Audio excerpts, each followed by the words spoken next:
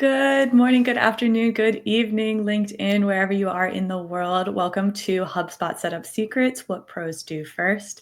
And I'm Casey, and this series is all about answering one specifically tricky question, for me at least. What do you actually do first when you get inside of a HubSpot portal? And I've asked a handful of HubSpot pros to come share their real life approaches because I've found no two admins do it the exact same way, and I'm here to learn alongside of you.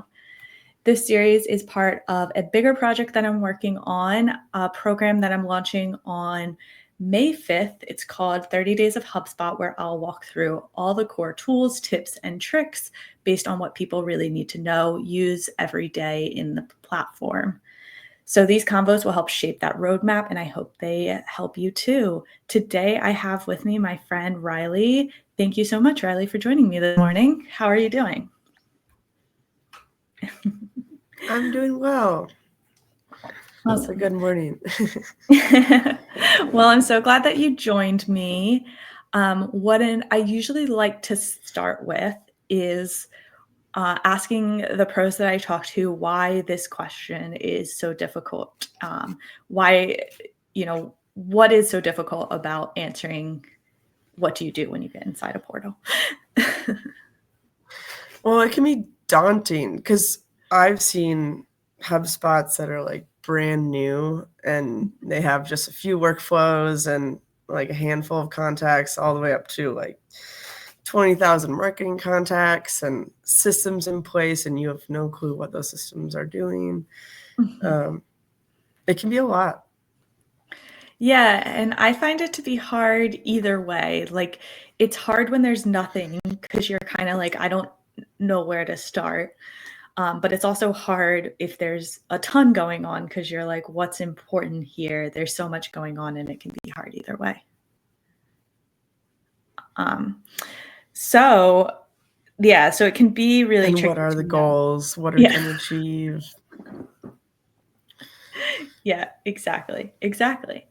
And I talked to Chris yesterday in one of these episodes, and one thing he really emphasized was like the importance of asking questions early and talking to whoever is using HubSpot that way because of all of that. So Reilly, when you get access to a new HubSpot portal, where are you going first inside the portal? What are you doing first? I do actually look at how many teams and users there are, and I like to compare that to how big the company is, see how many people use HubSpot, if they have like role-specific dashboards and whatnot. But I think my first three things are teams and users, and then I look at their dashboards, see how what story they tell, if they tell a story, if they're team specific, whatnot. And then I like to take a peek at the workflows too, see which ones are used the most, highest enrollment, that kind of deal. That kind of gives like a quick overview.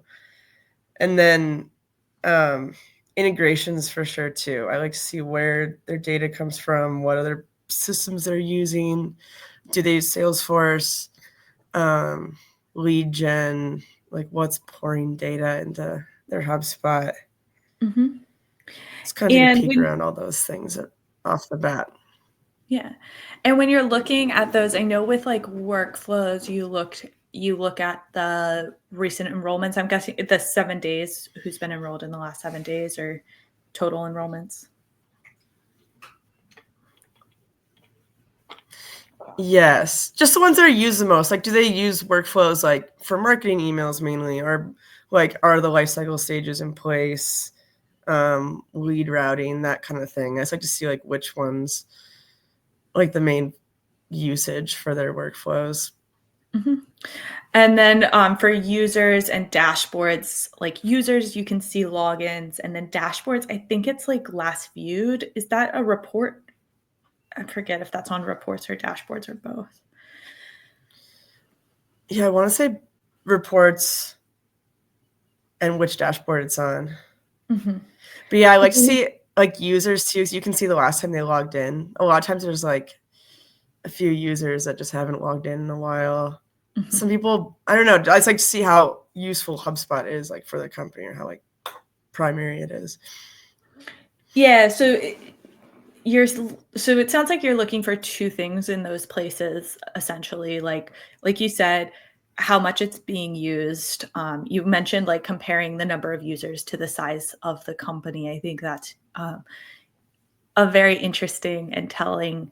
I have a client that has a fairly big company, but they have like 3 HubSpot users, maybe 4, including myself. I think like 3 internal employees and then me, and that's Mm-hmm. the only people who are users in HubSpot at all. And so that tells you pretty quickly that HubSpot is not like widely used at the organization. I bet most people at that organization don't even know that HubSpot exists. Um, but then it also sounds like Totally. you're, especially with the workflows, you're trying to get a sense of like what they're using HubSpot for. Is that fair? Yeah, because I've hopped into HubSpots where they mainly use it for marketing and um, sending out like the newsletters and uh, more marketing side versus sales. And then, because a lot of times sales is like in a whole different platform, they use just Salesforce for their sales reps, and marketing's in HubSpot. Um, yeah, just kind of getting a feel for like the usage.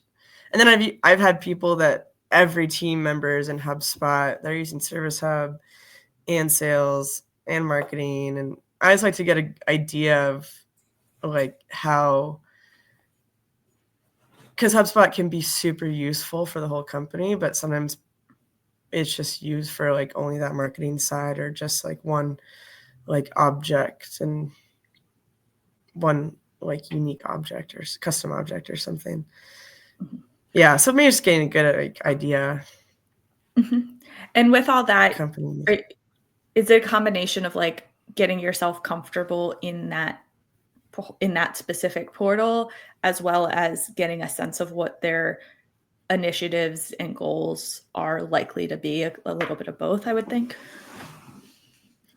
Exactly, and how I can best help them like set up their account better, how to best like optimize their sales process. Just kind of, yeah, get a good feel of what they use it for, and then use that to like figure out how I can best make their account better for them, Yeah, because most useful for them. if they're just using HubSpot for marketing, they're doing sales in Salesforce, and maybe they're doing their service side in Intercom or something like that. That's a combo I've seen a few times.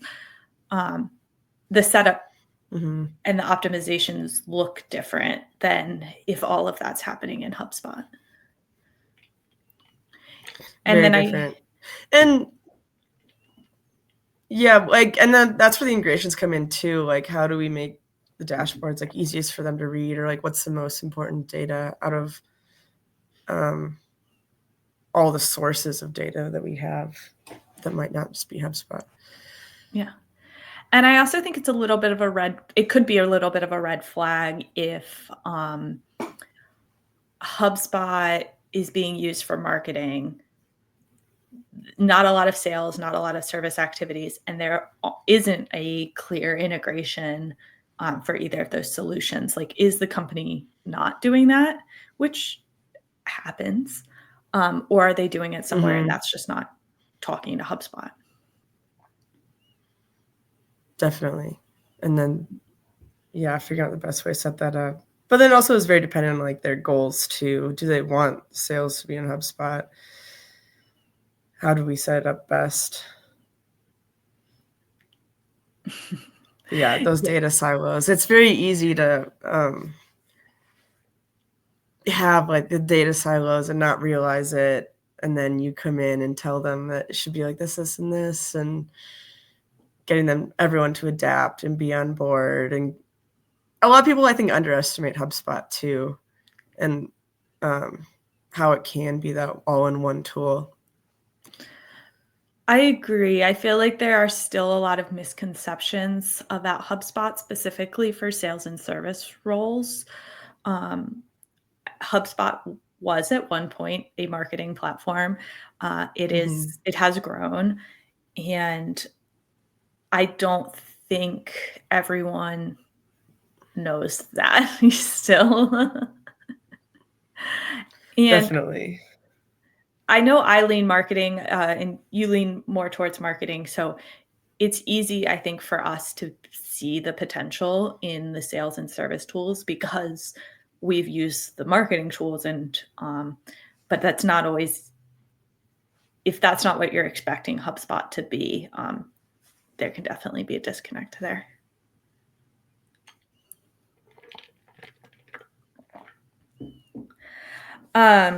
So Definitely. as you I don't know go, if you've answered this, but what are your go-tos when you first enter? yeah, I mean, I look at users. I will say, Sorry. like, no, you're fine. I look at users. I think a lot of people have mentioned that sooner than I probably do, which is a mistake on my side. I'll admit, and a learning on my side from doing this series.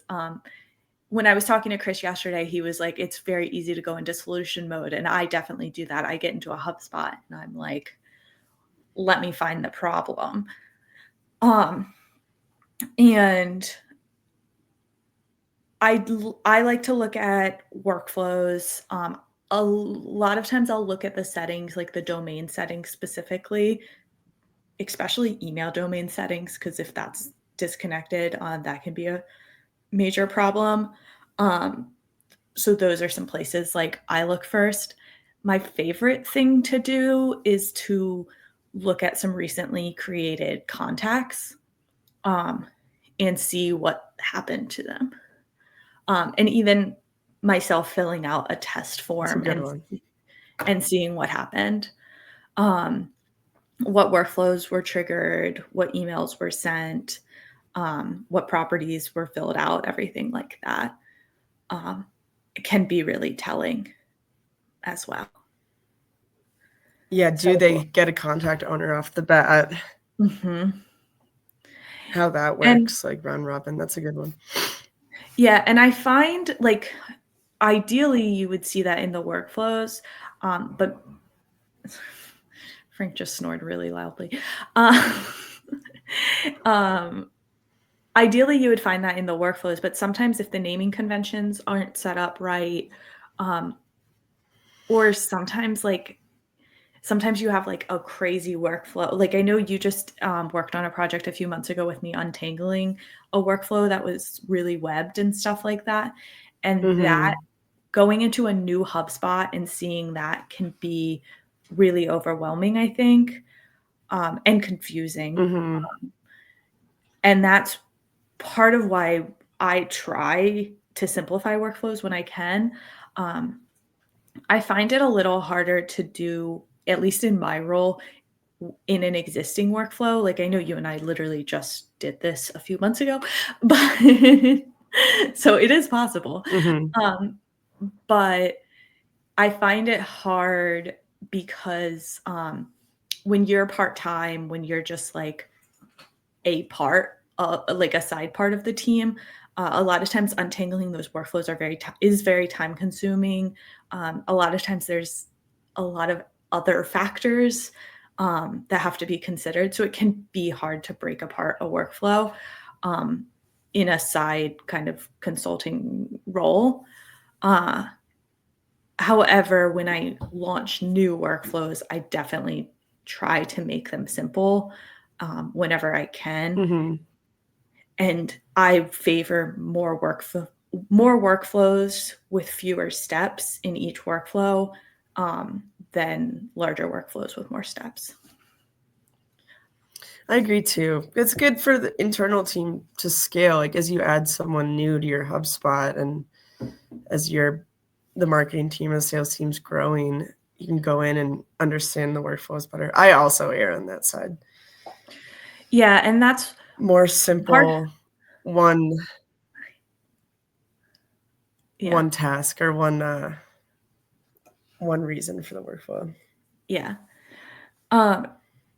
And that's part of why I think that this like having these discussions is really important because you can learn from a messy HubSpot portal how to make your HubSpot portal, whether it's new or whether it's existing, like less messy. Mhm. And a lot of that I think is like the webs that things that are created. I talk a lot to Mhm. like startups, and I find like very quickly I can tell if I'm in a startup portal because it was built in silos. And that's how startups are. People wear a lot of hats. Somebody launches a workflow to do one thing, and they don't realize Mhm. that someone else has already set up a workflow to do the same thing or something very similar. Um, Mhm. and that happens in a lot of portals and ends up getting very messy. And that's part of why I like to see some context. What happened to them? Were they assigned multiple times? To your point too, like not only were they assigned an owner immediately, but was that changed? are, are there duplicate workflows and lists and things like that?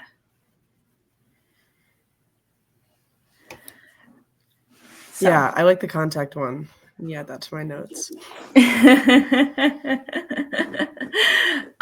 Before you head into a portal, or maybe even, um, I know sometimes I like to like look fairly early because it's hard.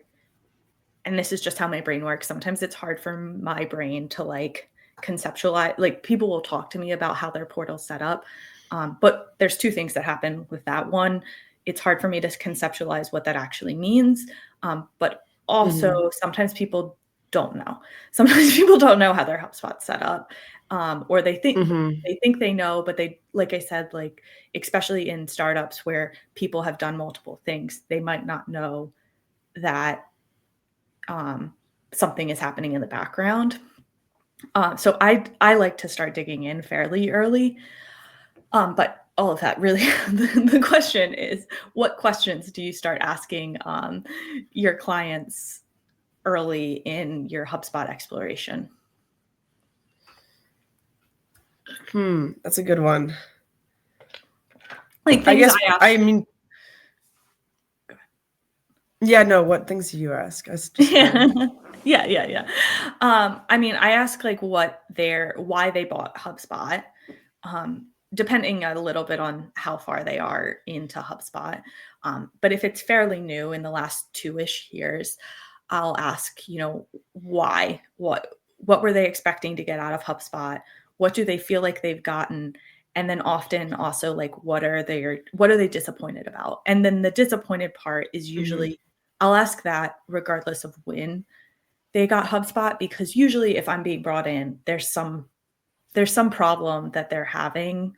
Um, and so trying to get to what that is, um, Mhm. as I can.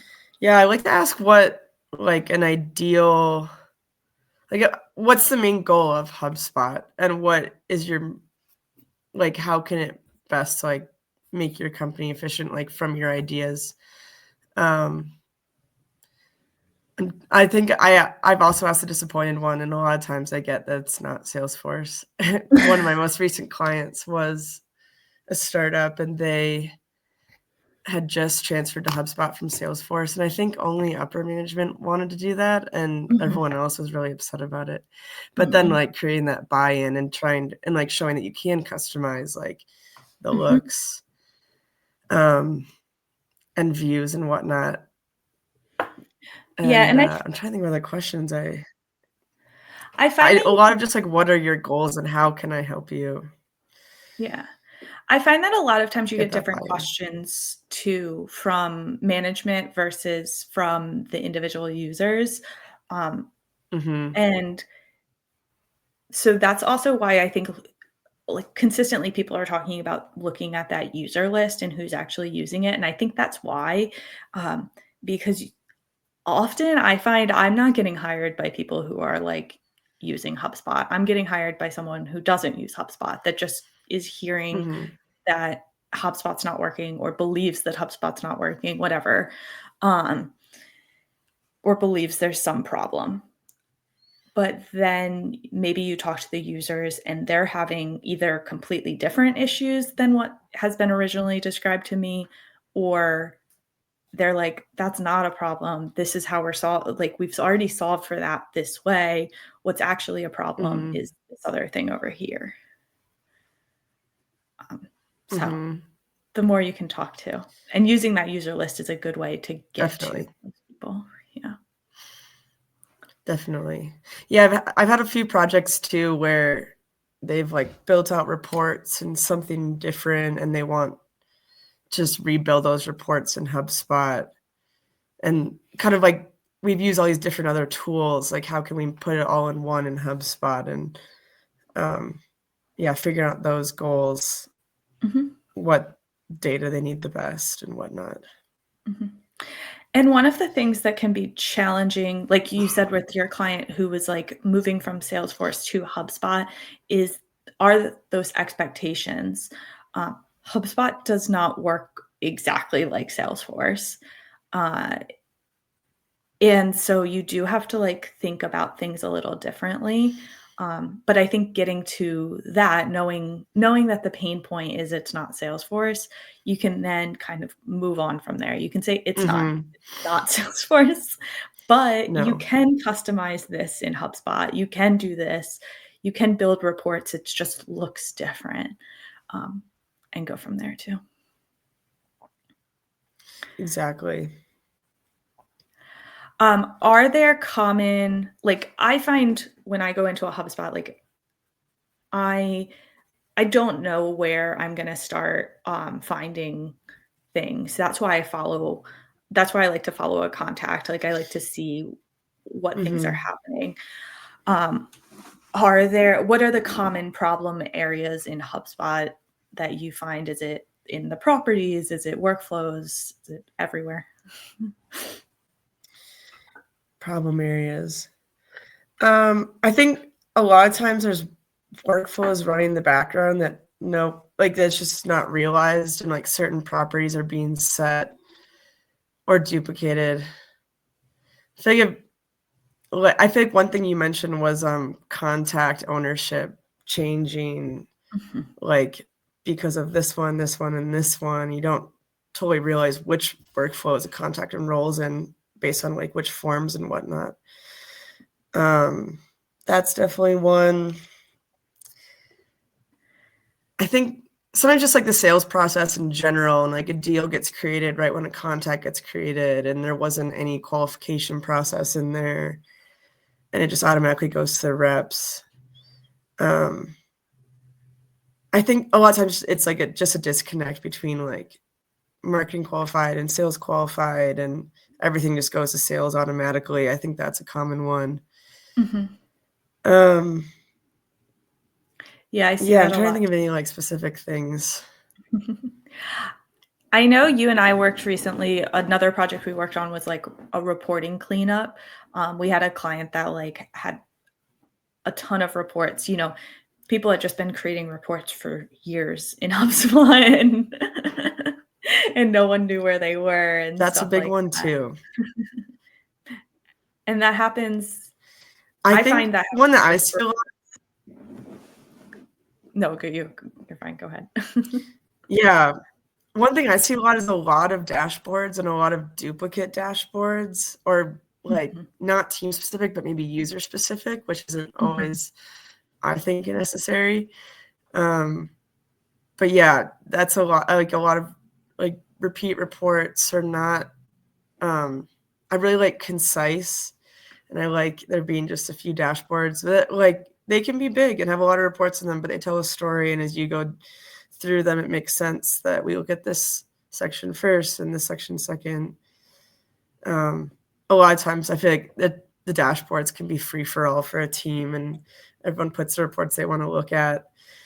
And it's not bad, but it can be better and more efficient. That's a big one, I think. I see a Yeah, I lot. think, I see reports, dashboards, and then lists also, where like you'll see like List Jane for sure. Doe's list, and it's got all the same criteria as another list, which isn't like inherently bad until you reach like your list threshold, and then suddenly you're like, It's not scalable. mhm, mhm. Like if your company's growing a ton, you eventually can't have 5 lists per user. I don't know. It's better to be organized and go into a dashboard and like group of lists. No, I see that a lot too.